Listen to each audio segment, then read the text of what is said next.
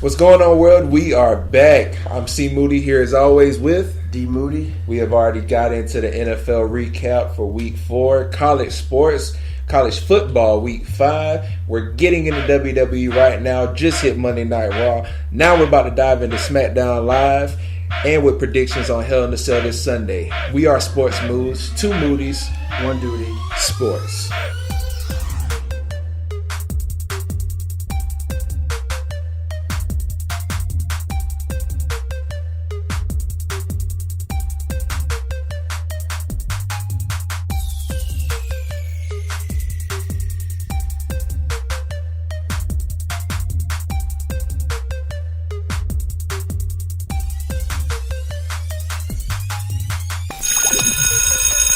What is going on? Like I said, we are back here. Sports Moods, 2 Moodies, 1 duty. Sports. We are now getting into WWE Smackdown Live, which is their go-home show for this upcoming Sunday Smackdown exclusive pay-per-view, Hell in a Cell. And the match, well, the show started off with Shinsuke Nakamura finally having his promo, instead of it being the last 2-3 weeks of Jinder Mahal coming up and doing the same, let's laugh at faces of Nakamura over and over again. So he addressed that Jinder Mahal's insults and stuff. So Sticks and stones may bring my bones, but words will never hurt me. That is exactly how he said it and what he said. I was like, I don't take anything away from Nakamura because, like, I know he's not great on the mic, but some of the stuff he says, just like how he says it, just like, ow, it hurts to hear you talk. It's like, bro, like, you gotta at least play with the fact that you can't talk on the And mic. do you hear how he said WWE? He barely says the E sometimes. World champion. He's like, I'll be WWE champion. I'm like, the E, like, the E is not silent. Where the E at? Oh my gosh! But like you said, he's definitely a good wrestler. It's just I give him a pass. So he's the only one that he's the only pass on the mic. Everybody gives him a pass because they just want to see him fight. It's almost like that's where his culture works to his benefit. It's like, he's Japanese. We know. Yeah, we know. He's okay. It's okay. It's Shinsuke. Yeah, it's Shinsuke. We know he can't talk. But so while he's going on with this little rant, the Sin Brothers come out to introduce Mahal, which it makes it look like he's going to come in through the front, but he does attack Shinsuke from behind with that distraction. That's what I felt Shinsuke should have did the other week. Like when they were showing they had the music hit and they all sitting there waiting on him to come down. And he should have attacked from the but I'm surprised Jinder did that. Yeah, me too actually. So he tries to fight back, and then he gets overwhelmed because it is a 3-1 odds. But unlike last week, he couldn't overcome it, and Jinder hits him with the Kalask. So that's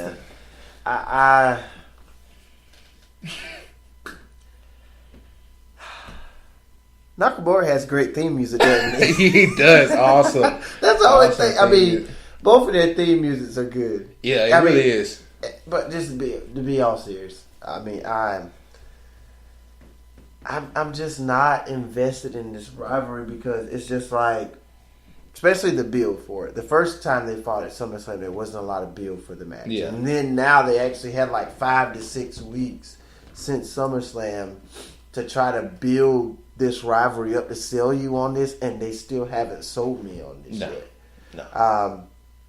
Basically, the Singh brothers are going to interfere. I don't believe Nakamura is going to win because you can't have him win at a mediocre pay-per-view when he wins the title. He's got to win it at like a big brand, like Survivor Series. A Survivor Series, a Royal Rumble, or even WrestleMania. He can't win it at Hell in a Cell. And that's pretty good. That's a pretty good pay-per-view. Not really. It's not even a Hell in a Cell match for the title. Yeah, that's I bad mean, you can't have him win it there. And it's just like, I just can't get invested in this. I mean, I just don't have the words, the energy to even give to this situation. I'm a big Nakamura person. I just feel like Nakamura is in the title picture too fast. I respect that. I'm really hoping Styles can drop the United States title and get back in the WWE Championship picture to make this title relevant again, because it's. I'm gonna come. He doesn't do much for me with the title. I'm gonna come back to that when we get to AJ Styles that night. But I can't get involved. I can't get invested in it. So okay, we do know that the match is going to be Shinsuke versus Jinder Mahal, which pretty much was announced after he lost it the last time because of that weird rematch clause that people who don't have the title get for some reason, which I totally don't understand. But after this, he had to beat Orton to qualify. Remember? Oh yeah, that is right. Okay. So I do understand that part. So who's going to compete for it after this? Like who do you think? I don't know. Like they're probably going to be Shinsuke and him again, depending on how it ends. I don't want that. Doesn't mean you don't want it. Don't mean you don't get it. I mean, with the WWE, they give you a lot of stuff you don't want. They force you to endure it. So unless who else can you throw back in the title picture? Orton? Yeah, I was about to say maybe. I think Rusev deserves a shot at the championship. I don't think since he's been to WWE, he's gotta. I don't see him beating Randy Sunday though, which is another match for pay-per-view. But I don't know. I mean, it's just. But you know what? Who else can contend for the championship? But you know what? That could happen because I will say this. I heard off of watching Wrestle Talk TV on YouTube this past week that Randy Orton has made. He was on a podcast interview with somebody, and with Edge and Christian. He was on their podcast, and he was saying how, for one, which is funny, he took a shot at Kevin Owens. He was like, pretty much, it sucks that you can be fat in WWE and have a title or get main attraction appeal. Yeah, he said that. He was like basically saying that he's sick of how he has to keep himself physically fit, being how old he is now. I think he's been in there for like 15 years too. Yeah, and he's like, but you can be fat and you can just come in the ring and that just makes you this great person. So he definitely took a shot at the bigger people or overweight people that are coming in the WWE and are main attractions like what Kevin Owens is now, because he's had the newer title before Randy Orton had a newer title. He only got it. Yeah, he only got it at that stint of time against Bray Wyatt. But he also said that he's ready to turn heel. He doesn't like being the babyface. So maybe that this Rusev beating him can make Randy Orton get pissed off and make him kind of lean towards a heel turn if they allow him to do it. Because what WWE seems to want him to do is be this cherished veteran player right now. So, but maybe that would be, like you said, because Rusev does beat him, that will lead into Randy Orton's heel turn and also lead into Rusev's title contention. So that's why I brought that up. So, but I just don't see where it's going to go after this. I don't think they should continue to have Nakamura and Mahal feud. Yeah, I just think it's way too early for Nakamura's title shot as of right now. But I mean, I possibly could see Kevin Owens trying to go for the WWE Championship too. I think after this with Shane, depending on how long this is gonna go, I think maybe he goes for the WWE Championship. I would like that. I would actually like that, especially how the momentum and the heel-ish psyche. Would you have him go against Jinder Mahal, or would you have him go against Nakamura? I would rather see him and Nakamura. Talking about Kevin Owens? Yeah, because Kevin Owens will have to fight 3 people unless he injures the single. That's what I'm saying. I like that. They are eliminated from the equation. Yeah, because you see how that psyche of Kevin Owens is breaking now. It'll seem fitting that maybe one day in the weeks prior to their next pay-per-view, which I think will be Survivor Series, he actually destroys the Sin Brothers backstage, and now it leaves Jinder by himself against Kevin Owens. And I do think that maybe in between that time, they do have that fight, Kevin Owens versus Nakamura. This is where I really feel that now Baron Corbin should have kept the Money in the Bank, and this could have been his opportune time to cash in. Yeah. Nakamura's like right at the cusp of winning it, and he snatches it away from Nakamura, and he wins the championship. Gives him and Mahal a chance to feud. Because obviously Mahal was the champion. He lost. He gets his rematch. Somehow Corbin still wins, and then it becomes him and Nakamura going at it for the belt. And then maybe Nakamura beats Corbin for it and win it the first time. I don't know. No, I like did that. A lot of things differently. I like that. Mm-hmm. So the next match that happens in Smackdown Live is Carmella with, of course, James Ellsworth being dragged by the leash again. with Natalya facing Charlotte and Becky Lynch. And this was a decent match. I mean, these are some good people. And then, of course, Charlotte is contending for the Women's Championship versus Natalya this Sunday. And Charlotte hits Natalya with the spear, but she couldn't get the figure 8 locked in for whatever reason. I can't remember. He gets distracted by Carmella hitting Becky Lynch with the briefcase outside. And then she gets attacked. She gets hit in the back, which seemed pretty simple, but that pull turns into Natalya hitting the sharpshooter on Charlotte, and Charlotte taps out. So maybe that's alluding to the possible. It's not going to be the stipulation, but just the style of what the championship match is going to be this Sunday. It's going to be between the figure 8 and the sharpshooter. I think eventually we're going to see this match again. Yeah. And I think it's going to be a submission match. Survivor Series could be Survivor submission match. Who's going to survive each other's submission match and a possible... Or make it like an I Quit submission match. Or something like that, yeah. So, it's a good idea. Mm-hmm. So, next, we finally get to see Bobby Roode in action again. He faces very underused Mike Kanellis, which is someone else that came from, I think, TNA. And the other sport. I don't know why they brought him up for. Yeah, they definitely didn't use him at all for what they, like I said, bringing him in from.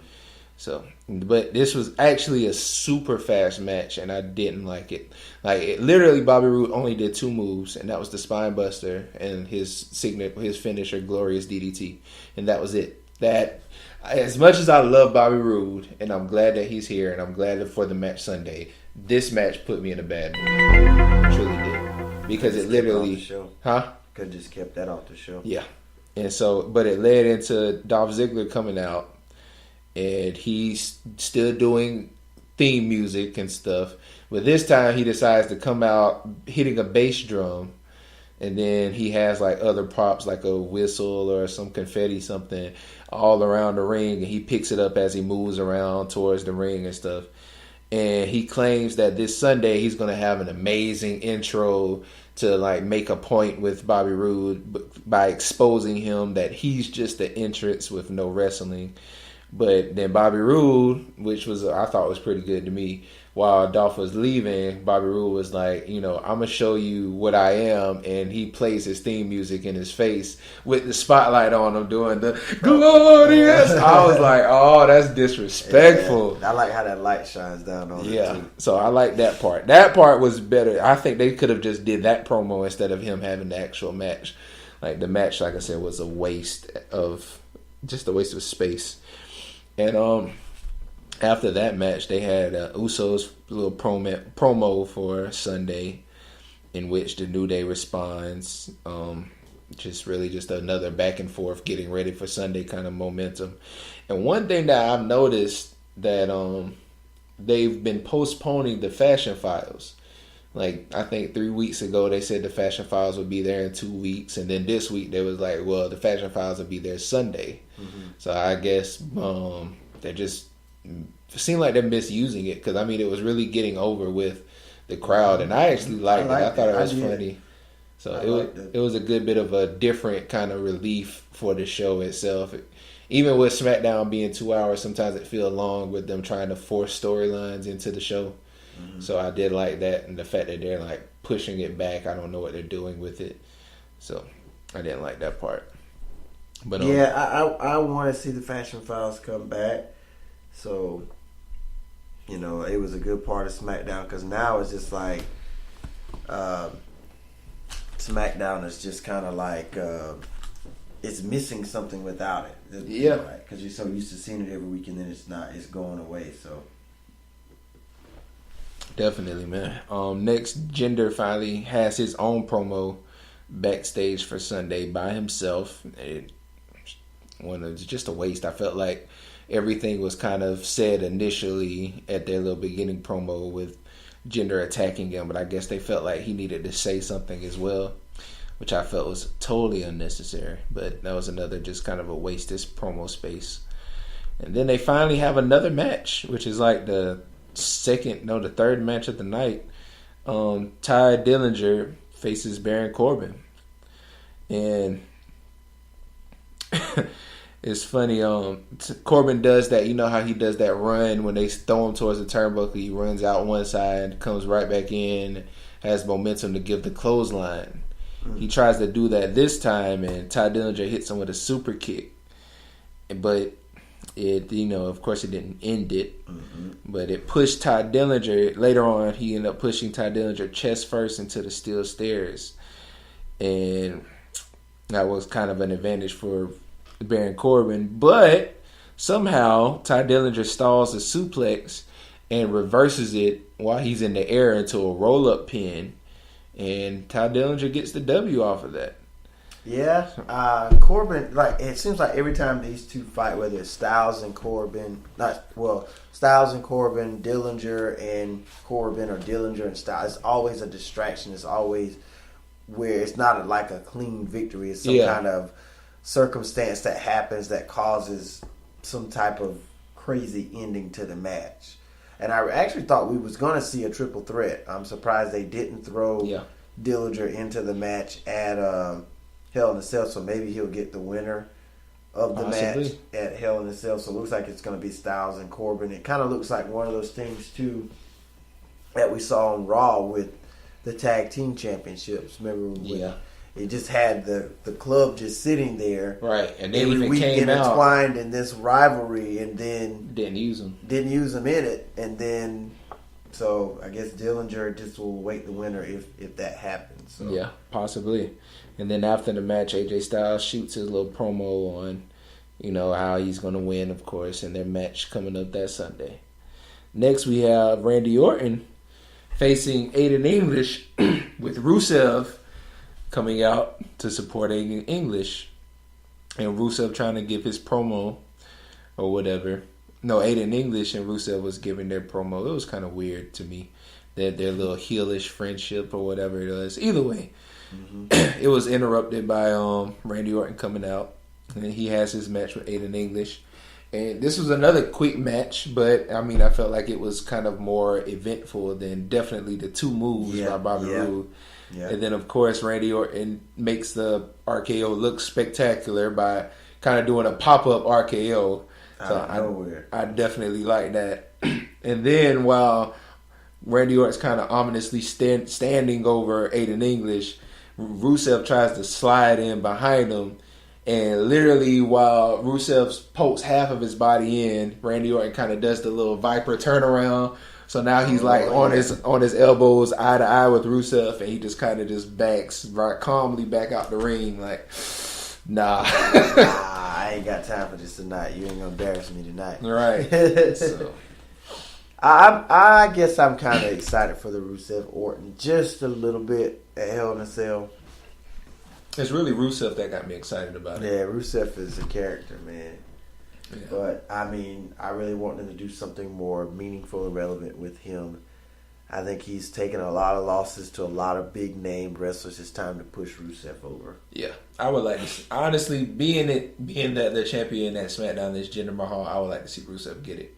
Mm-hmm. And they used to be one day, they were all on the same team. I felt like maybe after it or something that he either drafts Jinder Mahal onto his team, kind of make a faction there, or just take the Sin Brothers, like being like, I've taken your kingdom or something like that from them, and that'll kind of spark up the rematch if before they actually team up, if they were to do that, which I don't see them doing it again. Yeah, I don't think they will. Yeah, because I saw when Mahal first won the championship, I saw some of my buddies tweeting like, dog, Jinder Mahal get a world championship before Rusev did? Yeah. And Rusev being there longer, right, has done more, put in more work, and Mahal just comes back, and then in a couple of months just... Yeah. But I can see them becoming a feud, though. Yeah. I can see that because, I won a championship before you did, and you did, I used to be your tag team partner, just your little lap dog or whatever. Now look at me, I'm the modern day Maharaja. Outside of WWE, we know why Jinder got that push. It was only because just to kind of get the people as they finally started the broadcast in India. I was like, hey, what better way to watch India, make India want to watch than make Indian-looking native because he was born in Canada. Yeah, he's from Canada. Yeah, so an Indian-looking native win the championship and kind of recount his homeland being India, which is of course. But it's just like they were saying, from India being in Asia, that he's the best. I mean, person from that continent, but I'm like Asian, like really. Yeah. Like I mean, I know India is in Asia, but I don't look at Indians as Asians. Yeah, me neither. That's two totally different things. Yeah, to me, it's two totally different things to me. Yeah. So that was pretty much the end of that match. After which, Sami Zayn catches Shane McMahon as he's going out to the ring to confront KO, and he gives him this final warning. He's like, KO has become this totally different person now. You don't want this, whatever. And Shane's like, I don't care. Dude, let me handle me. Yeah, I don't care. I appreciate your concern, but stay out of this. Let me do me. Yeah. Which I thought was, I don't know why they're doing it. I don't know what Sami Zayn's involvement on this is. I don't know. Maybe in the long run, maybe Sami Zayn's going to be the voice of reason to talk KO down or something. I don't know. But I don't. Yeah, to me, it just seems like it's thrown away just to use Sami Zayn for the sake of Sami using Zayn him. Could be doing something else. Yeah. I really think he should have opened up with feuding with Bobby Roode instead of Dolph Ziggler. That would have been a better match to me. I would have liked that. Roode. Oh, Ziggler and Roode's going to have a good match, but yeah. I think give Sami Zayn something meaningful to do.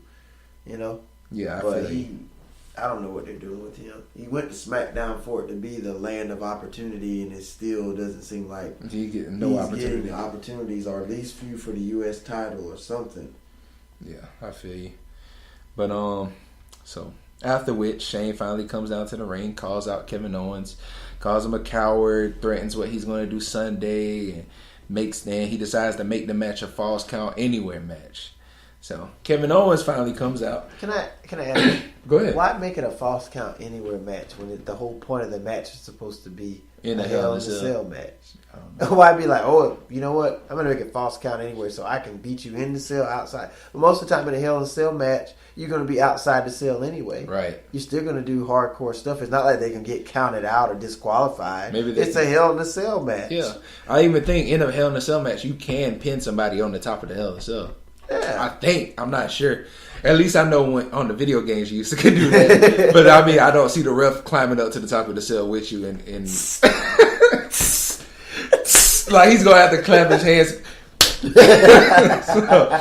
Yeah, man. But I guess I understand it. I don't know. But so Kevin Owens finally comes out through the crowd, and he's like, you looking for me? And he's like, Shane's like, come to the ring. He's like, I'll see you at Sunday. I don't have to do this. So Shane's like, I'm gonna come to you then. So they come out, and then KO finally hits him from behind, and they're fighting now in front of the concessions, in front of the T-shirt sales and all that stuff. And so as they're going back and forth, Kevin Owens starts to get an advantage, and he power bombs him through one of the little T-shirt tables or whatever. Mm-hmm. Then Kevin Owens decides to come back, goes to the ring, and he cuts his own promo. In which doing that, I'm going to play a little bit of it, what he said, which was truly... I can't explain it enough. I'm going to just have to let you hear it yourself. So. Shane McMahon on Sunday will take your face and grind it against that chain link fence until flesh peels off. I will powerbomb you. Again and again and again until you forget your kids' names. And then I will drag your carcass up on top of that cell, and Shane O'Mac, don't worry about jumping off the cell. On Sunday, I am throwing you off the cell. Yeah. The thing that gets us is when he's in a rage, and then he just finally I don't know how he's handling his rage. He just goes, I will powerbomb you. I will powerbomb you. Over and over until you forget your kids' names. They've made this match really personal. They have. They've allowed Kevin Owens to say some really sharp things, especially when they started the feud, saying that Shane should have died in the plane crash. I think that was very over the top. But I feel like the McMahons in general really like Kevin Owens. And I think they're allowing him to do that because they really do want to push Kevin Owens. So maybe, like you said, this might be Kevin Owens' next step, whether he wins or loses to Shane, which I don't think that they would have a rematch. I don't think so. Yeah, I don't see a rematch. I think maybe this would just be the over thing. Kevin needs to go for the title next. And like you said, maybe this path that he's going into will destroy the Sin Brothers first and have, if Jinder retains the title, which we're going to get into that later. But yeah, so Shane finally comes back down to the ring.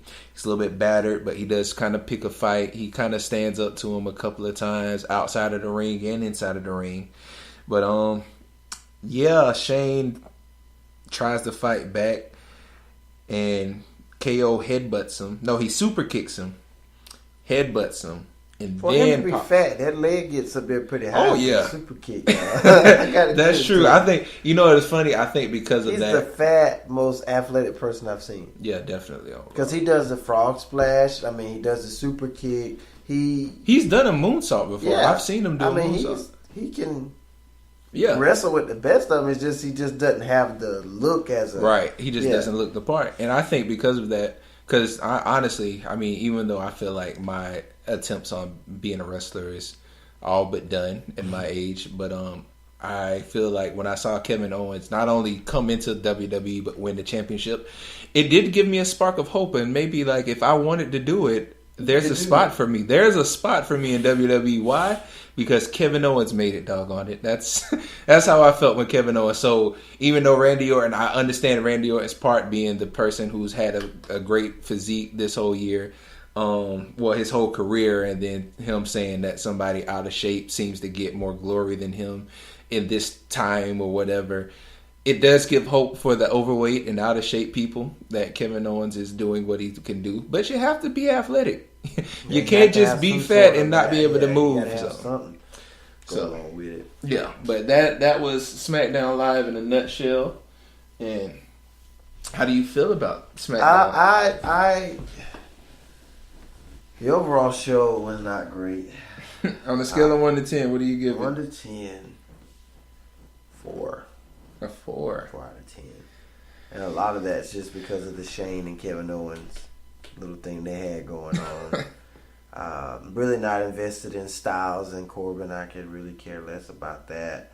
I did like the opening with how they jumped Shinsuke. Yeah.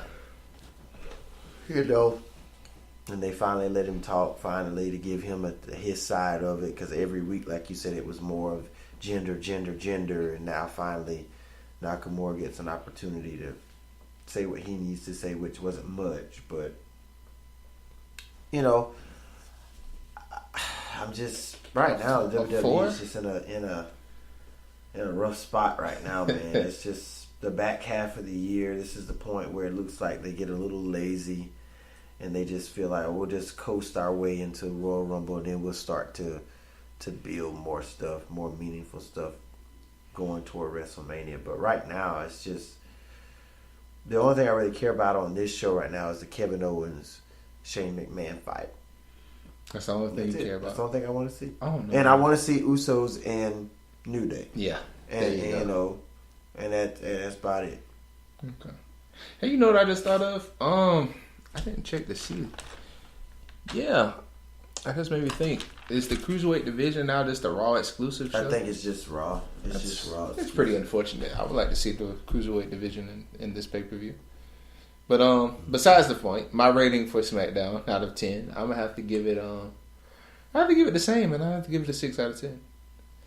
And I think that's more because of the hype of Sunday. Like you said, I'm excited about the Usos. Not that hype though. Oh well, I am. I'm hyped about 2 matches. And that's the shame. Last time we got hyped about 2 matches, just a couple of weeks ago. Yeah, at No Mercy, we saw. But you, like you said, you're not going to be disappointed in the Usos and New Day. You should, especially in the Hell in a Cell. I think that's pretty much the top tier of this whole pay per view. Mm-hmm. But I do feel like we're going to get a good match out of Bobby Roode and Dolph Ziggler. Okay. That's going to be a good match. Of course, Randy Orton and Rusev, I think it's going to be a good match. I don't think it's going to be a quick match either way. I think it's going to be a pretty good match. You might get a decent match out of AJ Styles and Baron Corbin just because of AJ Styles. Mm-hmm. Like, I like Baron Corbin, but I feel like it's going to be AJ Styles just kind of everywhere, kind of attacking is going to make that a better match. So you got 4 decent to good matches. And then, honestly, I mean, I'm hyped. I'm more excited to see the Shane versus Kevin Owens match because of the personal stuff that's brought into it. Not only that, but Kevin Owens kind of breaking from his sanity now, kind of becoming more of a crazy, aggressive person. I like that persona, so I'm excited to see what he does with that Sunday and how he goes after it. But like, yeah, that. But I'm definitely not excited to see Shinsuke versus Jinder. I'm moderately excited to see Charlotte versus Natalya, but so for me. Yeah, but they didn't really build that for me either. So that's why I give it a 6 out of 10. Like, I'm excited for those matches. So, and let's pick who we think gonna win them. Yeah, let's do that. I was about to say we can just go straight into it. As a matter of fact, we're gonna get into our Smackdown Live pay-per-view, Hell in a Cell, and these are our predictions on who is going to take them. And I don't have it. Well, I do have it in some kind of order, but I don't know the actual order of it. So I'm just going to call them out, and we're going to see which one goes which. So, but I do know. I think this is the kickoff match, and they're doing Chad Gable and Shelton Benjamin versus the Hype Bros. Do I have to even care about that? Yes, you have. You at least have to tell me who you think is going to win. Hype Bros been on a losing streak lately. I think they're doing it on purpose to break that tag team up. So I think Benjamin and Chad and Gable. Okay, which I don't have too much. I'm pretty much not invested in this either. Me either. But yeah, I'm gonna have to go with you on that, Chad. And like you said, they're trying to break it up. I thought they were trying to make it heel, like just make the Hype Bros a heel team. But it seems like they're trying to break it up too. So yeah. That might be the way it goes. Mm-hmm. So, getting into the actual pay-per-view, the first match I have written down is Randy Orton versus Rusev. Who do you see coming out? I think this rivalry is going to continue, though. Really? I think Rusev gets him. You think Rusev is going to get him? Yeah. You know what? I feel like that's going to happen too. Mm-hmm. And I feel like if they are Rusev up now. Yeah, if they are going to push him any further, he has to beat Randy. Rusev at these pay-per-views. Yeah. I mean, you saw he lost a flag match, and you saw he lost in 10 seconds at SummerSlam. He's got to get it. He hadn't had a meaningful win since he's been back. Right. Other than that little cheapskate little win that wasn't even an official match. Yeah. With Orton, I'm going Rusev on this. I actually agree with you, and as much as I know Orton's lost a lot too. That Rusev win was his first win at a pay-per-view in a while because he lost so many to Mahal in a row. Yeah, that's true. Both of them are kind of not on a hot streak right now. But knowing that I know that Randy wants to go heel, I think he needs something to break his baby character. So him losing to Rusev would be a good segue into him turning heel in whatever fashion, unless he cheats the win. So, which I don't see Randy Orton doing it nor needing to do it. Yeah. So the next match I got is the Women's Championship match, which is Natalya versus Charlotte, which we both hope would be some kind of submission match. I think Natty's going to retain here. I think Charlotte will get her at the next pay-per-view. I think it's going to be some kind of technicality that Natty wins. Okay. Charlotte's going to be over in the match, obviously. She's going to do a lot of great things that she always does when she gets in the ring, but I think Natty's going to win by some kind of technicality or something. Or it could be a possible Carmella cash-in attempt or something that may distract, Charlotte or something, and somehow Natty gets some kind of roll-up or something. Something weird's going to happen to where Natty's going to win it. Okay. I see Charlotte taking it. I feel like Charlotte is going to get it. Just because, to me, not trying to make it like outside the ring kind of situation, but I feel like this is going to kind of be her Ric Flair, her dad being in the hospital kind of motivation to her to just win it. for the sake of her dad and stuff like that, because she's been going through something really personal, which of course we know that WWE doesn't care about involving your personal life into your hometown. Exactly. So they don't care, but I feel like maybe the exception is because it's Ric Flair. Like, that's the only exception that I feel like they would give Charlotte the edge. Which, like you said, it's still a very slim chance that they short title reign for Natty though. It would. What's the point of putting? But Natty hasn't really had a real title ever. I don't think. Let her keep it for a little while. I don't think so. I don't think so. I don't think so. And if anything, what would happen is maybe Charlotte wins it, and then Carmella cashes in to knock her out, and then that'll spark that feud. But I mean, don't get me wrong. I do like Natalya. I like how she's starting to build up better, because when she first was there, I was like, she's just a waste of space. And no offense to her being the Hart legacy and all that stuff. A good stock. Man. She does, but she wasn't. She didn't look like she was part of a good stock. She looked like the bootleg and the whole stock. But now let's look at. But let's look at her now. She's definitely becoming her own. I don't feel like she should retain as long as maybe you would like to see her retain. I feel like, if anything, maybe she could fight back and win it again. Which, I mean, we've seen kind of the same situation with Sasha Banks. Becky Lynch is trying to get back in. Excuse me. No, you good. Trying to get back into the title picture too. Definitely, there's that too. But like I was saying, you see the same thing with Sasha. Sasha's won it plenty of times and held it for the longest 2 or 3 weeks. So I mean, but sometimes the unworthy ones hold the titles the longest. That's true. You see how Jinder's doing. That's different. We're not trying to promote Canada. We have Canada. They're still trying to promote India. That's what that is. That's why I'm kind of just letting Jinder grow on me, because I know it's a business move. That's the only reason I'm letting Jinder grow on me, because I know that this is just a business move to keep India. So India, if anybody in India is listening to me, just know that Jinder is only champion because they want y'all to keep watching. I'm sorry. I'm not trying to say that y'all aren't a bad area. I don't want you to think but I just want you to know that Jinder was never a relevant person, even though as physically fit as he is, he was never relevant until they decided to branch off India. Well, maybe we need to try to hit the Indian market, and you're bashing these people. Look, well, and I'm saying these people, I apologize. You're bashing the Indian market. We need as many followers as we can. No. Well, I just want y'all to know the only reason he's champion, because they try to reach the Indian market. No, India. I'm not trying to devalue you guys. I'm not trying to devalue the Indian. Those were his words, not mine.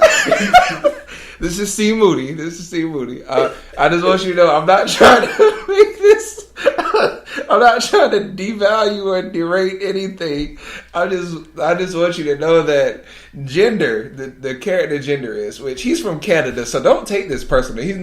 He's from Canada. He may have heritage in India, but he's from Canada. Let him speak to his people in his language. He's the modern day Maharaja. Okay. Now that we've gotten Punjabi. See, that wasn't me. That was D Moody. But yeah, he's champion, which I like. I like Jinder. I like what he's becoming. Like I said, he has grown on me. But that's the only reason why he's maintaining this title, is because they're trying to solidify a good viewing rating from people in India. So forgive me for trying to say that. I'm not trying to say, huh? Christopher Trump. Okay, listen. Jinder Mahal is only there because he wants you people to look better. Okay. And America's not bad. It's very great. Let me tell you right now. Very great. Very great place. Very great continent. We have a whole bunch of great people. Very great country. And I mean, you guys make great Indian food. Wouldn't you like to see Jinder Mahal, a WWE champion? Wouldn't you want to tell? Make a visit to the White House. I mean, stop. Oh yeah. Okay, let's stop. We've gotten too far with Donald Trumpisms on our show, but that's what's going on. Besides all of that, We're going to go back into our Hell in a Cell predictions. The next is the Hell in a Cell match. The actual Hell in a Cell match, which is the theme of the show, is Shane McMahon versus Kevin Owens, which I feel like they're going to push this to the main event. Yeah, it's going to be the last. It should be. So, but who do you have winning this? I think Shane, because Shane has the more to gain from winning this. Because Kevin Owens has had the upper hand all the way throughout the course of this rivalry. He's talked about his family. He's bashed him. He's beat up Vince, beat him up. You know, so I think Shane is going to win it. I think Kevin Owens is going to win it. Because, I mean, honestly, if you look at what I'm thinking is, Shane is overdue a win now. But Shane doesn't have anything to gain by this. He doesn't. But the way they built this. Yeah, I mean, of course, his personal reputation. Making it this personal and not let Shane win? What's the point of making it personal and he just loses to Kevin Owens and he has to continue to go on to be the commissioner of SmackDown Live, and then when Kevin Owens continues to try to progress up the ranks, I beat you at Hell in a Cell. I did this to you at Hell in a Cell. But think about this. Now, what I'm pulling from this is think about Seth Rollins Triple H with Stephanie McMahon, and they had that build up with them shooting down Rollins. He gets injured. They're still shooting on him and whatever, and then finally he overcomes Triple H with Stephanie by making Stephanie get hit and go into the table, and then finally beat Triple H. We haven't seen them on the show. Now they've decided to play a back burner role. Maybe they're about to do the same with Shane McMahon, and if KO go ahead and beats him off, then he gets his push to be over, maybe go towards the championship again, and then Shane can be injured and just seem to go off into the background now. Because we know Stephanie's not injured. We saw her come out when he first attacked Vince McMahon. But they're just in the back burner now. And they can do the same with Shane O'Mac. But Shane loves coming out on SmackDown. He really does. He does. He loves being there. I think he may be off the show for a couple of weeks if he gets hurt really bad. But I think Shane O'Mac is going to do it. Here comes the money.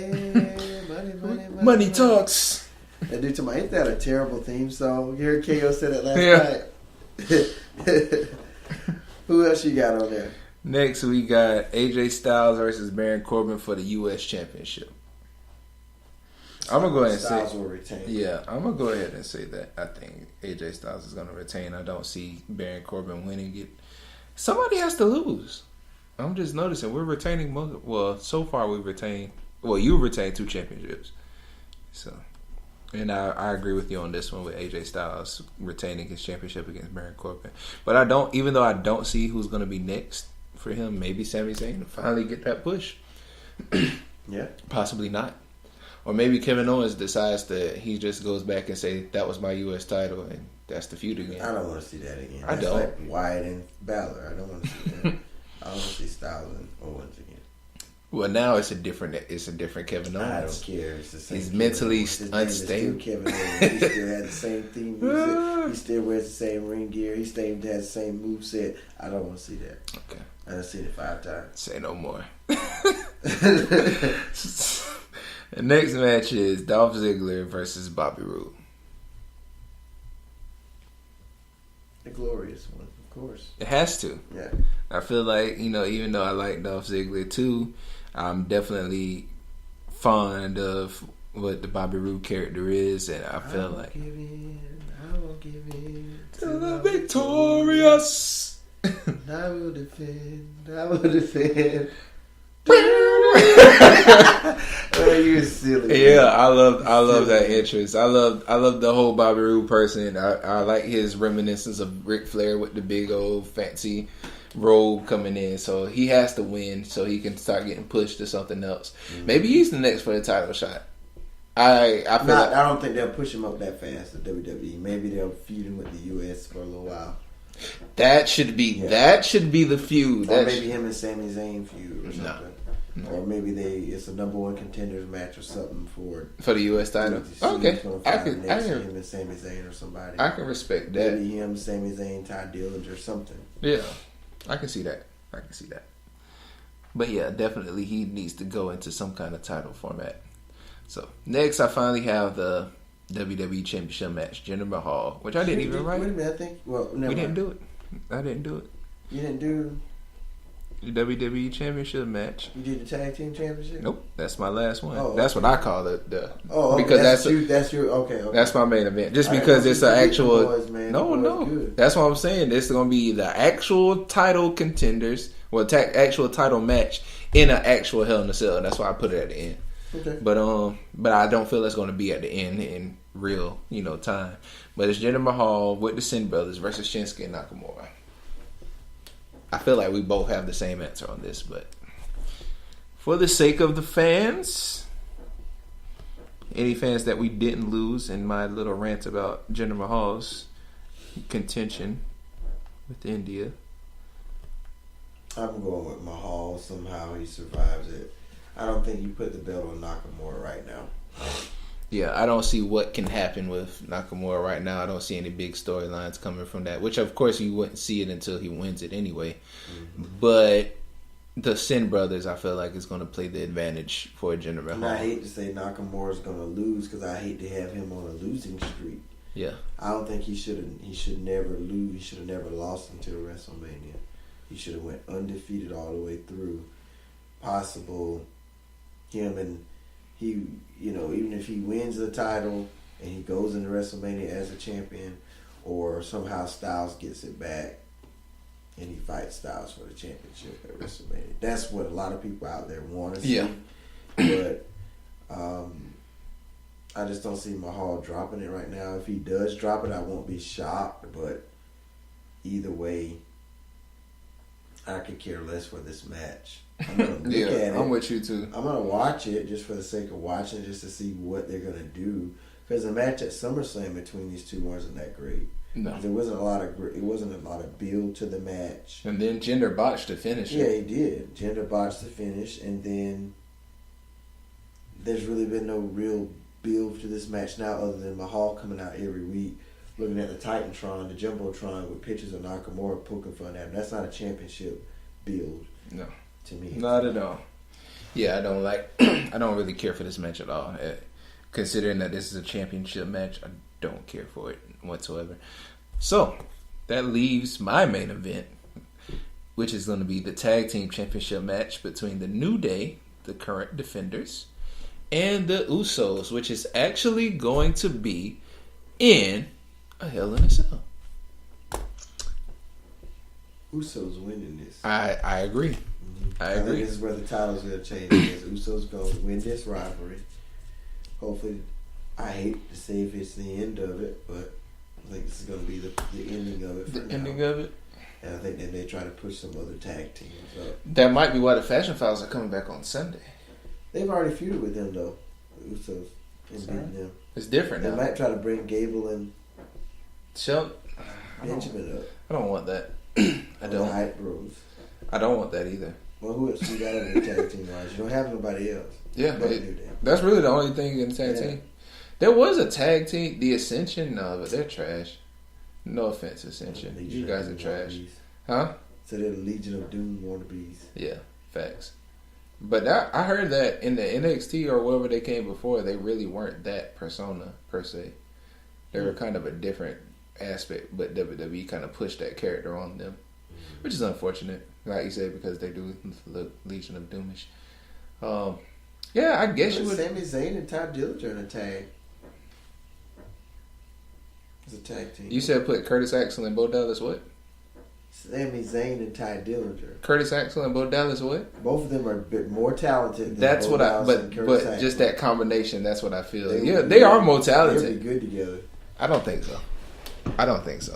I don't see them having a good chemistry. I would rather see Shelton Benjamin and Chad Gable before I see Sami Zayn and Ty Dillinger. And I don't want that. Like, just because I just don't like the tag division in SmackDown besides the New Day and the Usos. I really don't. They haven't really made the rest of the tag division relevant enough to know. They broke all the tag teams up. They have. American Alpha. American Alpha should have definitely stayed the same. Like, I would want to see that. Like, that should have been the third man contention of this whole tag team championships. And then they could have made it a longer mood because you could have had This pay-per-view, the American Alpha, New Day. Next pay-per-view, New Day, Usos win. The Usos, American Alpha. Could have just started spanning it like that, but instead they want to make Jason Jordan Kurt Angle's son because he's black. Okay. I'm sorry. Okay. Tonight are the races, cultures, and origins. Okay. Listen, black people, I'm not trying to say that they got Jason's type. Why can't a white man and a black woman make a... That's what I'm saying. They should have been Chad Jordan. It should have been Chad Gable. Should have been Chad Gable. Because Chad Gable... You say Chad Jordan. It should have been Chad Jordan. I meant Chad Gable because he's an actual Olympian. I think he actually... I mean, even though I think Jason Jordan was too, but I felt like Chad was more successful. They really talked about Chad's Olympic history background more than they do Jason Jordan's. So, I like that better. So, and then what made it funny is they actually really played on, which I saw it somewhere, I think maybe off of Wrestle Talk, that they played on the fact that Kurt Angle really did like black girls, like while he was like wrestling active, which is great. But I mean, still, how come they couldn't have Chad Gable? Looks mixed enough. Anyway. Yeah, we're gonna get off that. So, I think I've said a little bit too much in wrestling. So we're gonna end it right here for the day. We're done with WWE altogether. When we come back, we'll get into in other sports. We'll talk on the MLB with the playoffs coming up. The WNBA finals, which is going on right now, which might be over actually. So it is over. We got a world champion. We got a world champion. We'll tell you who it is after this. We are Sports Moves, 2 Moody's. On duty. Sports. We'll be right back.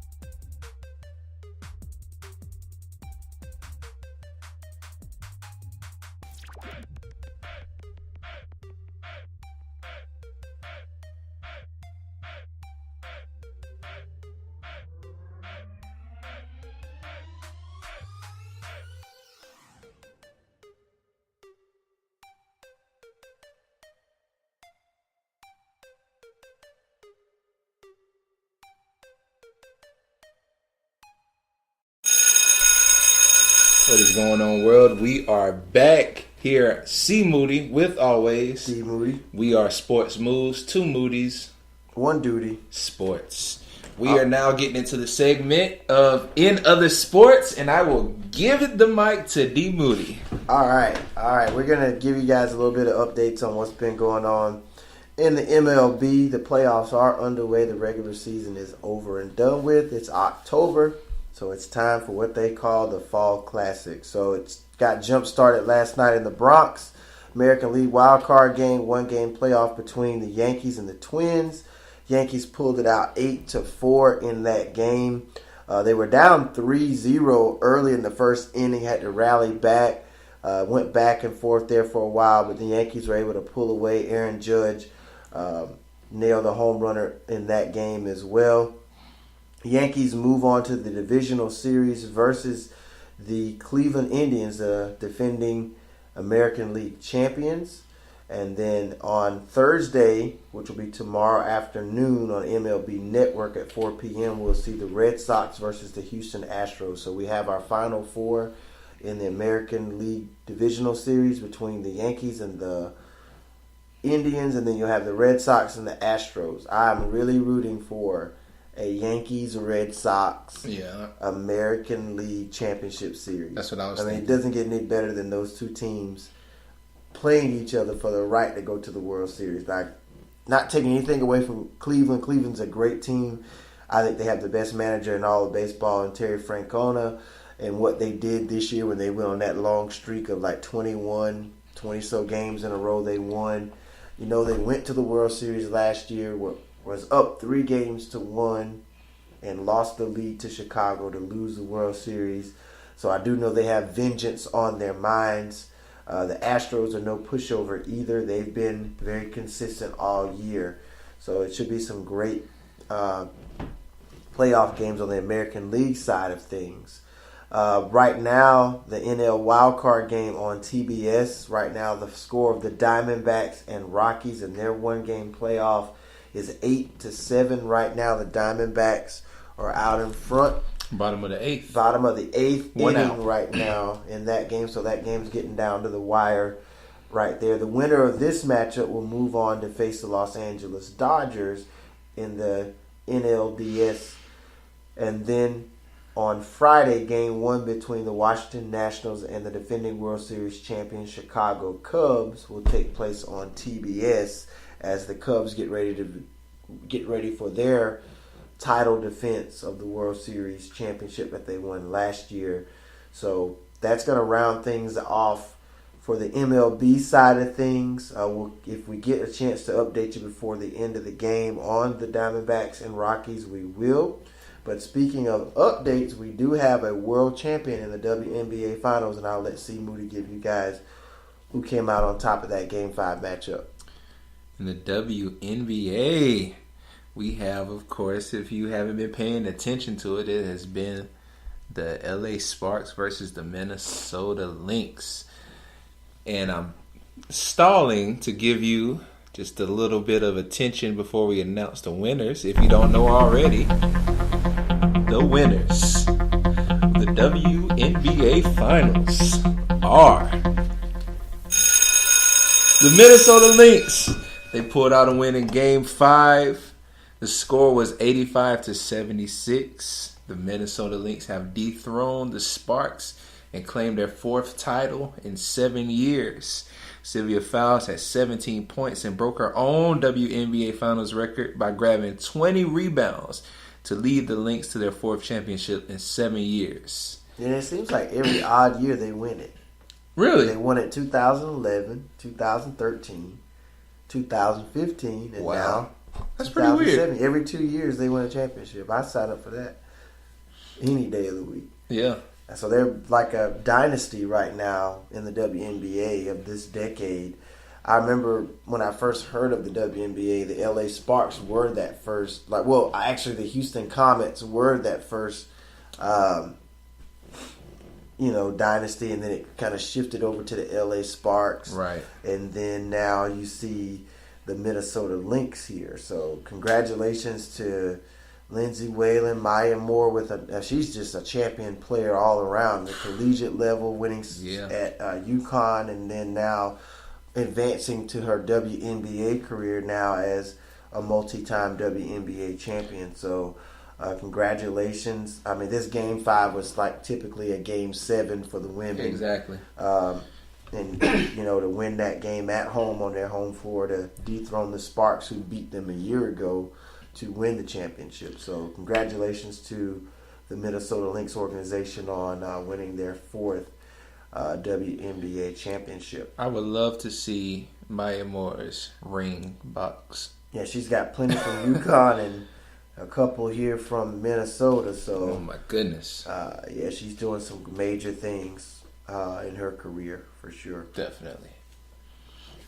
So, anything else you have in other sports? Yes, I have just one last thing to get on for in other sports. I found this on ESPN itself, actually, that for the All-Star game, which we've been used to it just being a contender between the East and the West, the best of the East and the best of the West. But as we have reported on as far as like the shifting of players, and it's actually seeming like it's starting to be an overstack of people in the West. I think the NBA finally caught wind of that and thinking about their All-Star game coming up. I think in February is usually when they have their All-Star weekend. The NBA decides to change their East-West All-Star format to now just being 2 captains picking any All-Star, regardless of what conference they're from. And so what it's going to be is they'll pick 12 players on each team, and 7 reserves will be picked by whatever head coach will be picked by the conference. And the voting for it will go as 50% of the voting will be given to the fans, 25% of the voting will be given to the players, and the last 25% will be given to the media to pick how they're going to pick as far as who goes where. How does this make you feel? Uh-oh. And I hate that. Why does it put you in a bad mood? I kind of like some of it, and then get to the end, just listening to you. It's too much. Yeah. The media, the fans, at the end of the day, don't allow all these trades to take place if you don't want to keep the format the same. I mean, obviously, it's an overflow of more All-Stars in the West than it is the East, but whose fault is that? I mean, the fans shouldn't have to, I mean, either way, it's going to be the All-Star game. The fans are going to be entertained regardless. Right. But I'm just saying, just for the sake of keeping it to the fans? Keeping it, keep it to the fans. Let the fans decide who goes. Yeah, I agree don't with think you it's on that. like I get to pick who. I mean, who goes? Like, I don't like the idea that I know it's spicing things up, it's changing things up from the same old. But I mean, really, at the end of the day, the NBA All-Star Game, they just want to see dunks and right, alley-oops and all that. So it's not like they're playing for anything because they don't play defense until the fourth quarter. No, not at all. So that's when they really start to try to really exactly. Oh, we need to play a little bit to make it seem like we care, but it's just a bunch of guys out there just having a fun at a pickup game. And even to me, like you said, it just being a pickup game. Like you said, let the fans pick the however many people are going to be allowed into the All-Star game. And once they pick the 2 captains, I would go as far as to make it look like a genuine pickup game. It's probably going to, what the 2 captains are going to be? LeBron and Curry. That's course. what they said the top 2 was last year. Mm-hmm. So I would let them line up people. I would let them line up the teams like the Friday before they start the All-Star weekend and literally make LeBron and Curry pick their people. And that'll add on to the actual All-Star field because it's like LeBron be like, yeah, I got this so and so. Oh, that's hyped up, and so like, they can talk about why they got him and something like that. I think that'd be an awesome intro into the whole All-Star weekend. Actually, if they literally made it feel like it's a pickup game and like they really picked up these people and like they can. Now that you explain it that way, I would like that better. Yeah, like have them have like a draft show or something. Right. Like who is Steph Curry? Okay, Steph Curry's at the podium now. Who is he going to pick? Oh, let me get Russell Westbrook. Yeah. Whatever. However it goes. I think but they should have definitely moved. I think I like the idea that now that you explain it that way. Yeah.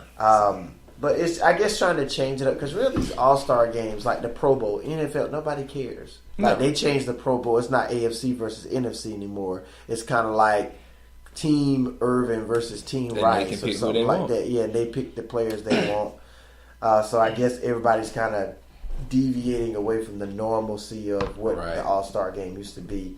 And I know I was bringing up to you earlier that I didn't like in the Major League Baseball All-Star game how they kind of still stick to the basic of American League versus National League, but whichever league wins, that league gets home field advantage in the World Series. That's weird. So, like, if we have a breakout season and we win 100 or so games, but then we're facing a team from another league that won less games than us, they get home field over us.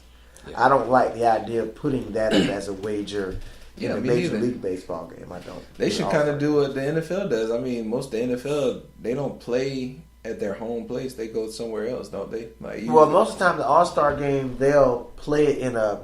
Yeah, but I mean, for the Super Bowl, the Super Bowl isn't like either team's home place. Like they are, they already have the Super Bowl place picked out before the season starts. Yeah. I think they should do something like that, maybe with I like the idea of that too because then you don't have an advantage. Exactly. Because like I'm used to my home ballpark, I'm used to doing this in our home stadium. So you don't have a road game or a home game. It's just in a neutral site. The best team wins. Yeah. And you just pick a random stadium that you want to play the World Series in, and then I think they should do that with basketball too. Yeah. I think that'll be something interesting. Like you said, that'll take away from, even though I guess it kind of sparks the interest of the home field advantage when they come to whatever this side. You're coming to my home to play game 1 and 2, and now I have to go to beat you at your house. So I guess maybe they shouldn't touch it in basketball because I do like that dynamic. Yeah, I do. But with baseball, like you say, especially seeing that they're making the All-Star game the choice of who has home field advantage regardless of the actual team's records, I feel like they should. And I feel like well, I mean, cut you off. No, go ahead. I hate the fact that in baseball they play so many games, 162 games, and none of it's like, why are we playing this many games if we're just gonna give it to let the All-Star game wager who gets the home field? Yeah, if they're going to the World Series. Yeah, so I feel like if they're going to do that, they should at least change it to a neutral zone. But I agree with you. I feel like if you win at least towards 100 and you're like the best team in the league, you should have the home field advantage. In the World Just Series, flat out. you should. Hands You've down. earned that through the course of 162 games. Baseball runs from about April to the end of September. That's almost 6 months. Right. And you've played, consistent baseball through the course of 162 games, and then you let the other league win, you don't get home field advantage. So I don't think that's fair to them, because like in baseball it's much different because baseball is more of a strategy type sport. So even in the All-Star games, they're still playing hard. They're still pitching hard. They're still strategizing the infield, the outfield, and stuff like that, Right. so their league can win.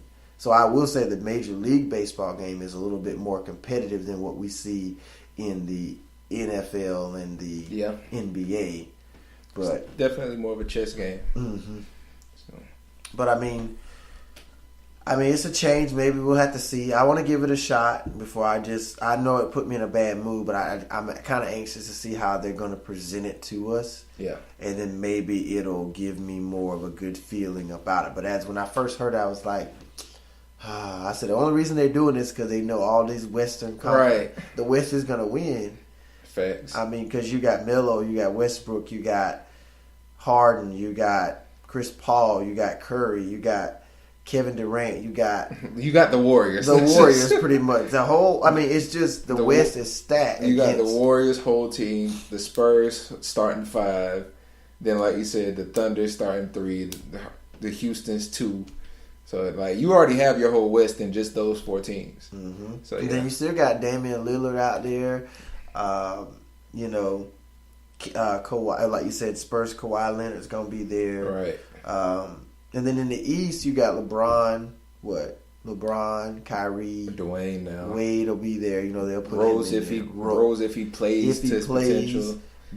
John Wall, Bradley Beal. Usually goes with him.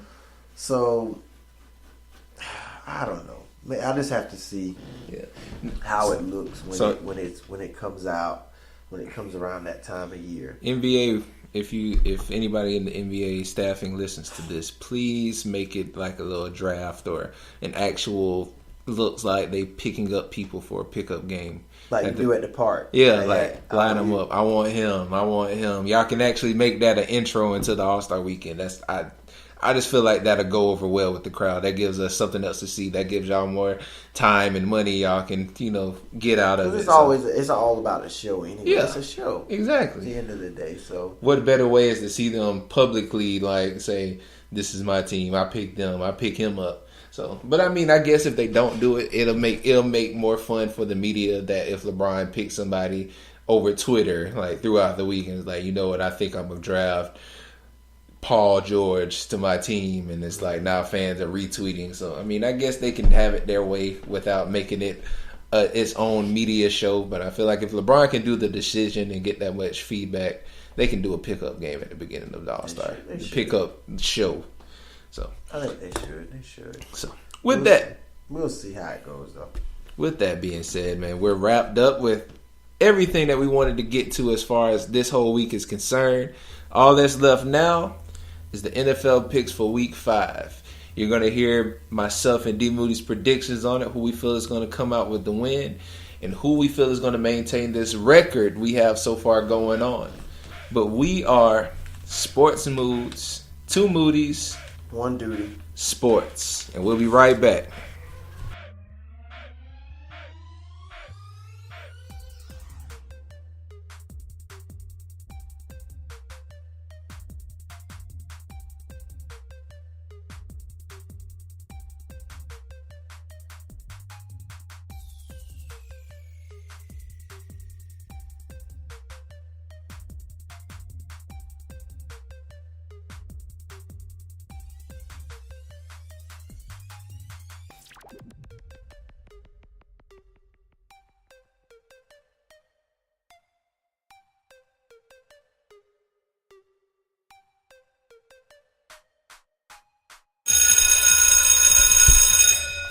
All right, guys, welcome back to Sports Moods.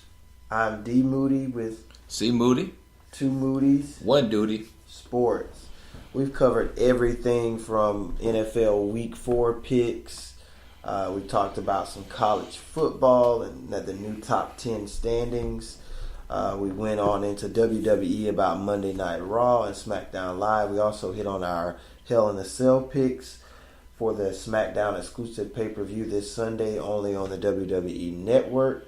I'm pretty sure next week we'll have a WWE Hell in a Cell review show to kind of review what happened at the pay-per-view.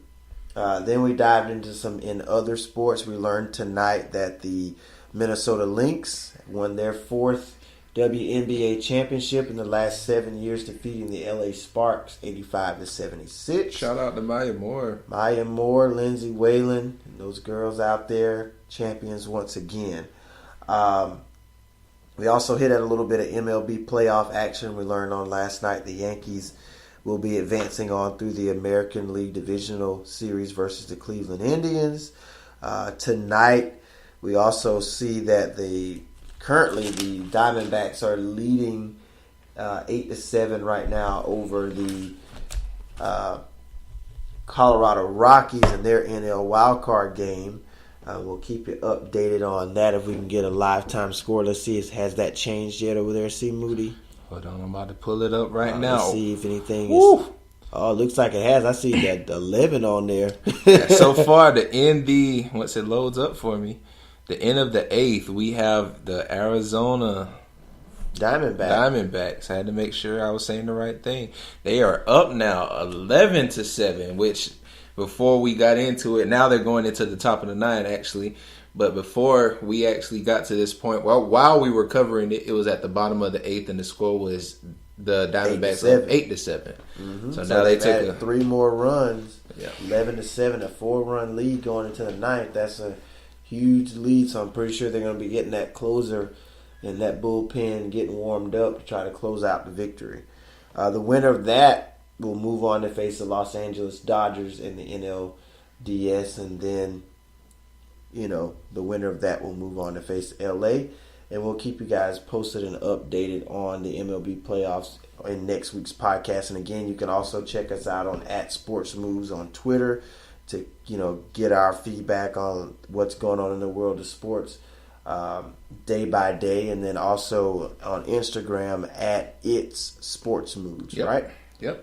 It's Sports Moods. ITS Sports Moods. All right, so guys, follow us and give us that support. We appreciate you each and every week tuning into this podcast. And right now, we're going to go ahead and jump into Week 5 of the NFL picks. I'm going to turn it over to C. Moody. Right now, he has the lead over me. You're sitting at a 40 and 23, and I am 35 and 28. Yep. So 5-game lead there. A lot can happen in 1 week. He edged me out in Week 4. So let's see how Week 5 is going to turn out. Yes, sir. The starting game will be, like you said, an early week for the Patriots. They are going into, and the Bucs itself, going into a game Tampa Bay. The 2-2 Patriots versus the 2-1 Tampa Bay Buccaneers. Who do you have? Pretty tough, man. I know our New England defense, man. We need to get some things turned around quick, fast, and in a hurry. Short week. I've learned never to bet against Tom Brady and Bill Belichick after they lose a game. It's very rare that we see them lose 2 in a row. Jameis Winston coming off a really good game. I think Tampa is very dangerous, especially given the defensive issues we've had. I think it's a close game, but I think my Pats will get back in the win column and pull this out. Yeah, I agree with you on this one. I don't see the Patriots going into a losing season, just being 2-3 if they lose this game. So even though it is fresh and maybe Jameis Winston has been doing really good in his position, but like you say, I can't bet against the Patriots too much as I don't want to. I'm gonna have to go with the Patriots as well. I see the Patriots coming out of this one as well. Okay. So what's your next game? The next game is Seattle Seahawks at LA versus the Los Angeles Rams. My boys, 2-2 Seahawks versus the 3-1 Rams.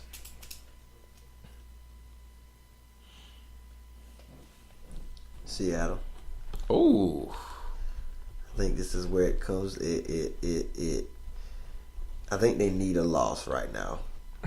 Nobody ever needs a loss, but I think the Rams need a loss to try to give them a quick reality check, like, hey, we're not as good as we think we are. Ooh. And then I think they can really rally off after that loss to Seattle. They can really, like, hey, we can rally on, and then they can go on their little 4 or 5 game win streak, depending on how the schedule's. Now, it was an impressive win against Dallas.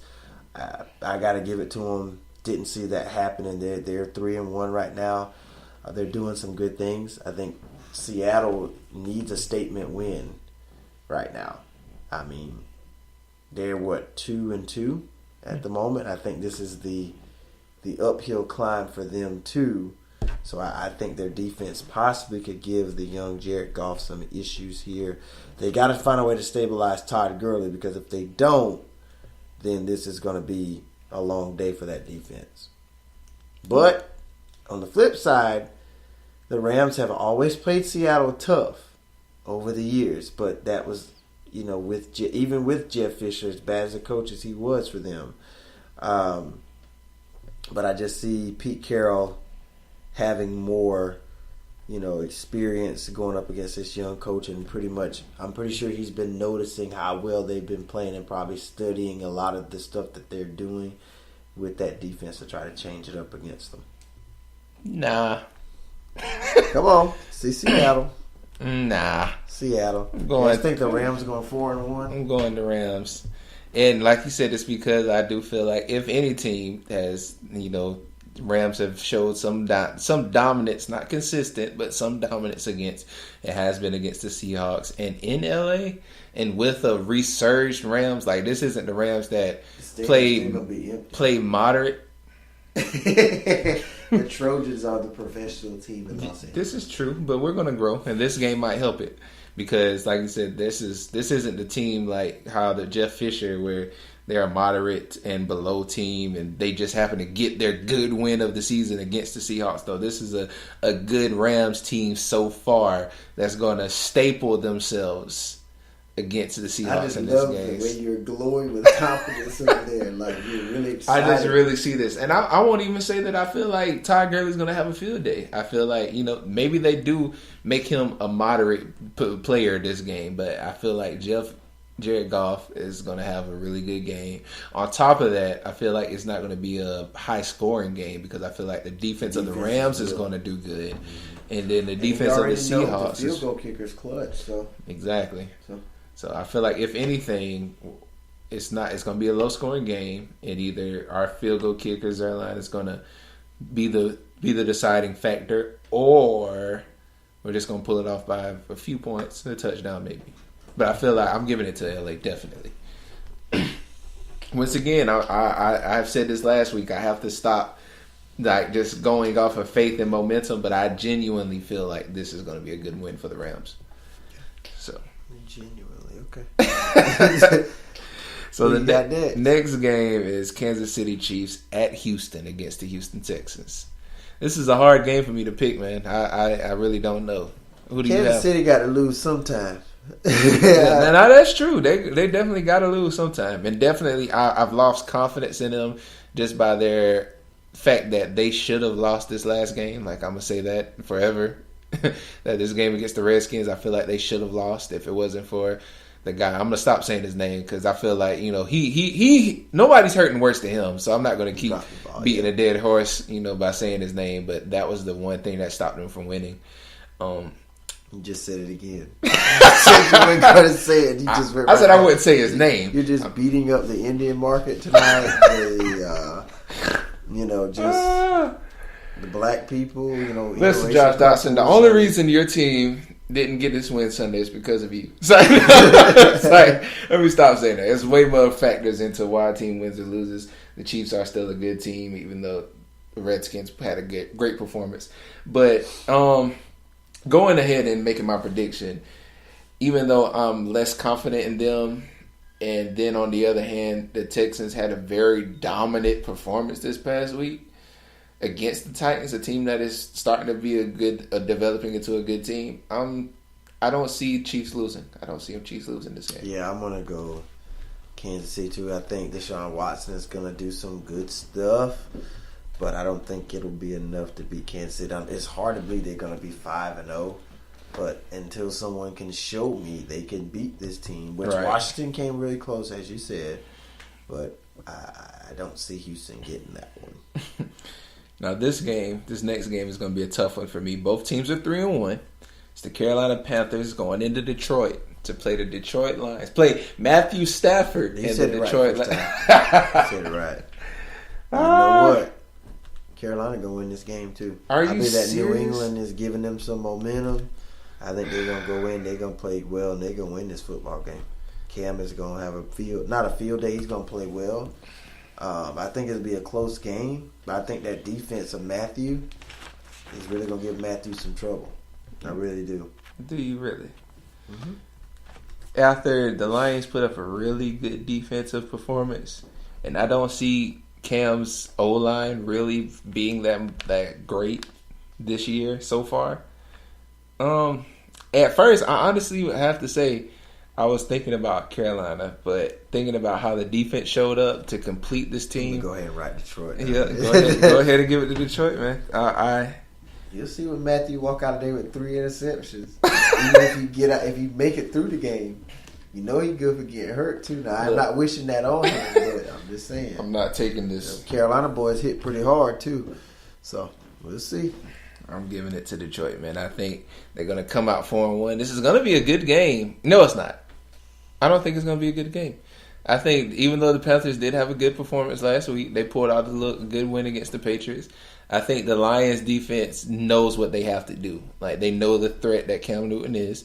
They're going to make sure they stop him, because a lot of Cam Newton's really good performance was because he was able to run in the midst of defensive coverage. And I think the Lions' forefront is going to stop that. And without that, if they can cover the main people, then Cam really doesn't have much to do. Stepping up. Devin Funchess had a good game last week. I mean, he doesn't have Greg Olsen, so you got some no-name people that's going to step up. Christian McCaffrey, I mean, he's doing some good. I'm just saying. You're right. Just saying. I'm not taking it away from the Panthers, huh? Luke Kuechly, the best defensive player in the league. You're right. Out there along with J. Watt, I would say. Let's see how he fends against Matthew Stafford. Okay.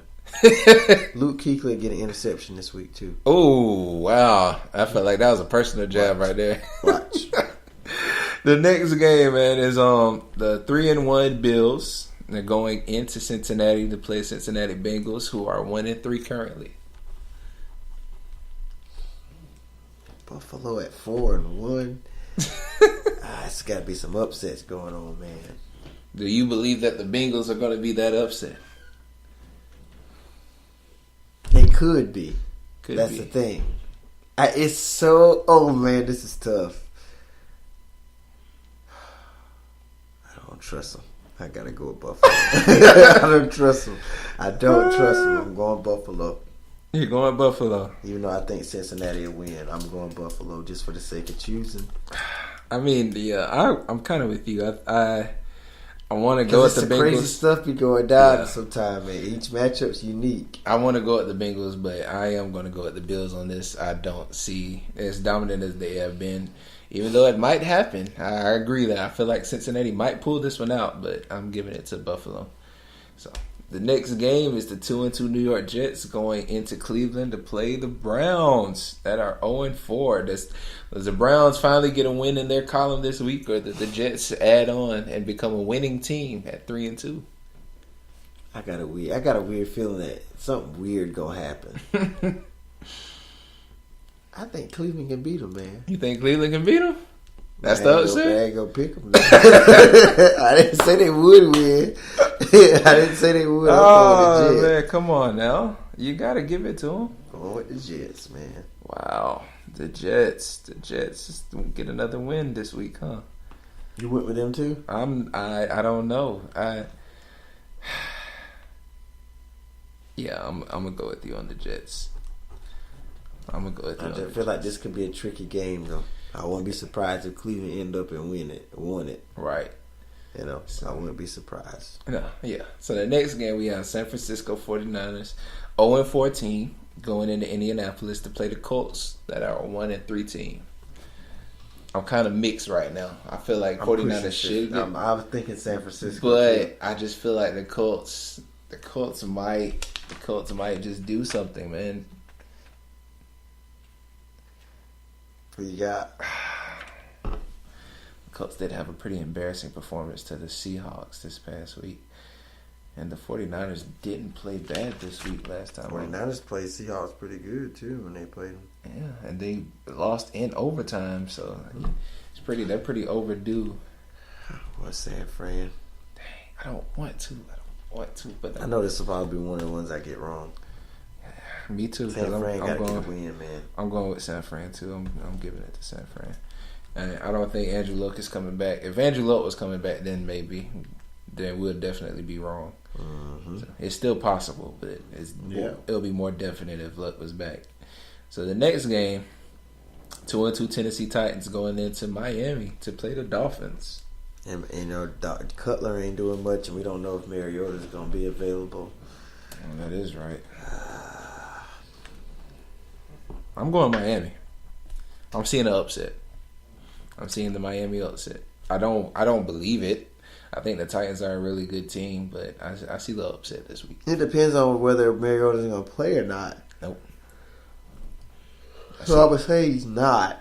And then I'm hearing they're supposed to be trying to sign Brandon Whedon. Yeah. He hadn't played in a while. I might go Miami on this too. You going Miami? Mm-hmm. Okay. Both of us are going Miami. Depending on, how Tennessee comes out. Okay. So next we have a team where some person's going to get a win. It's the 0-4 Chargers going to New York to play the 0-4 Giants. I think the Giants get that first win, man. The Giants get the first win? I think they're going to win it, man. I think it's going to be close, and the Chargers do what they always do. Oh, wow. But the Giants have actually played better over the last couple of weeks. Yeah. They're getting closer and closer. I'm tired of betting against Phillip Rivers. I'm going with the Chargers. Okay. And they actually still had a good game this past week against the Chargers too. East Coast, and like I said, they almost developed. Man. They almost developed a good comeback if they had more time. That East Coast to West Coast traveling, man, that's a lot. That's true. And Phillip Rivers is definitely gonna show. Okay. He's gonna show himself. Cry me a river. Oh. Cry me a river. Next game is Arizona. Cry me. All right, go ahead. Arizona Cardinals against the Philadelphia Eagles. Philadelphia is currently 3-1. The Cardinals are 2-2. What you got?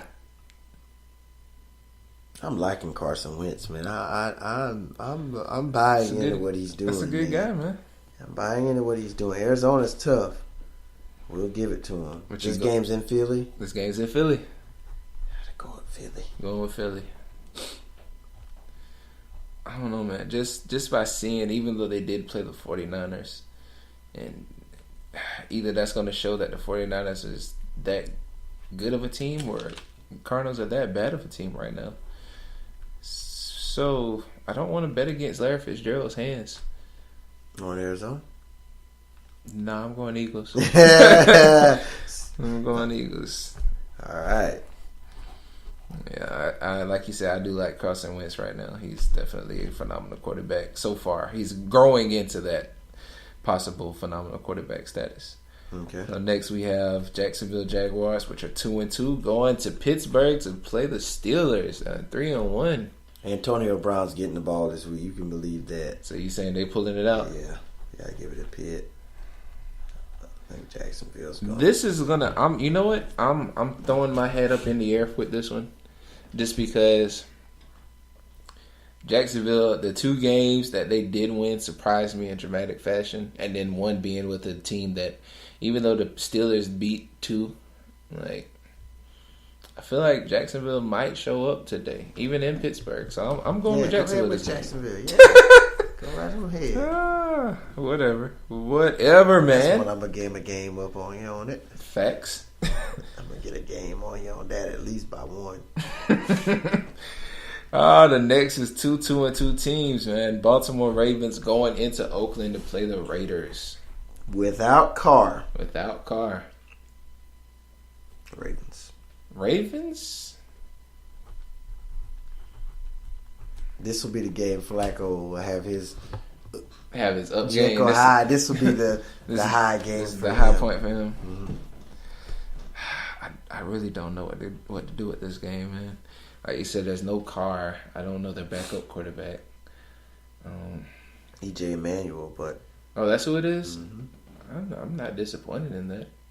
He hasn't really shown himself great in the NFL, but I feel like he might have enough components to look decent this game.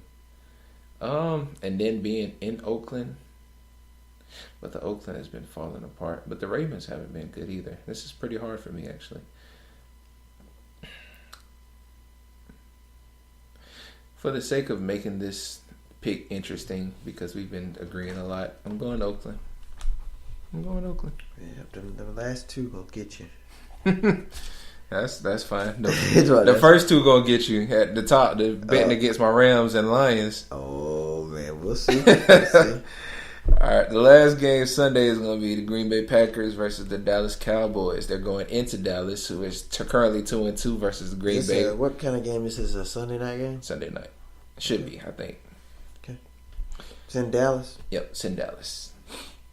Remember what happened last time Aaron Rodgers was in Dallas, right? He is kind of banged up this week, though, with some injuries. And I see. Does that matter, though? Oh, no, this isn't the night game. This is actually happening at 4:25. The night game is the Chiefs and Texans. Okay. And the Buccaneers and no, that's Thursday. Yeah, Chiefs and Texans. That's the 8:30 game. But yeah, this is at 4:25 on Fox. So who you going with, my brother? Aaron Rodgers. Can't bet against Aaron too much. Mm-hmm. Yeah, I'm going Aaron. I'm going Aaron too. I'm not betting against Rodgers. I just can't do it. Even though I'm gonna say this now. Let me let the record show that I am calling the Cowboys to win this game, but I am going with the Packers because I'm not betting against Aaron Rodgers. I just want the record to show that if they do win, I'm calling this game ahead of time. It really could. It really can. So then the last game is Monday Night Football. We have the 2-2 Vikings going into Chicago to play the 1-3 Bears.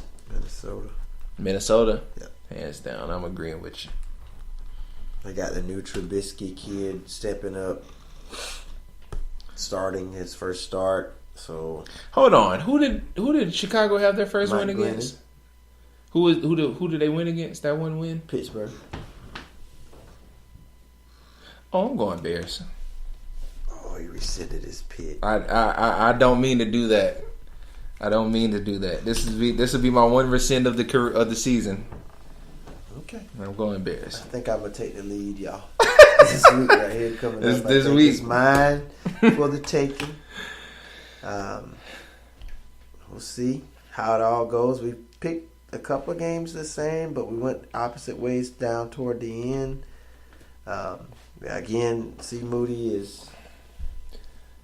What's your record? On top, 40-23. And I am 35-28, so not that far behind. One week could make a huge difference in the standings between me and him. So anxious to see how it all is going to turn out. Again, we thank you guys for tuning in to our podcast once again. Hope you guys enjoyed everything you heard tonight. Again, follow us on Twitter at @SportsMoods and on Instagram at @ItSportsMoods. That's right. To kind of get our feedback on how we feel day to day with different sporting things that's going on in the world of sports. And I'm gonna tell you now, if you want to be real like up to date and consistent, follow D Moody on Sports Moves. Follow D Moody because he's the one controlling Sports Moves on Twitter. He's going to be doing it way more consistent than I feel like I'm going to be on Instagram. Just because for me, myself, I like to repost some stuff, but I like to make the actual images. If you ever go on the Instagram page and see, I kind of designed the Cam Newton kind of picture I did to celebrate that Cam Newton is the first quarterback in history to get over 50 rushing touchdowns. So I like to do that, and me doing that makes it kind of hard for me to post consistently because I have to actually do it, which, I want to do it. I'm not trying to make an excuse for it, and I'm going to try to just repost more just to stay relevant, but definitely you're going to see the most consistency out of the Twitter feed, and that is going to be from my man D Moody. So I just want y'all to know the Twitter world, I think most people are popping on it anyway, especially because Donald Trump likes to talk to everybody apparently.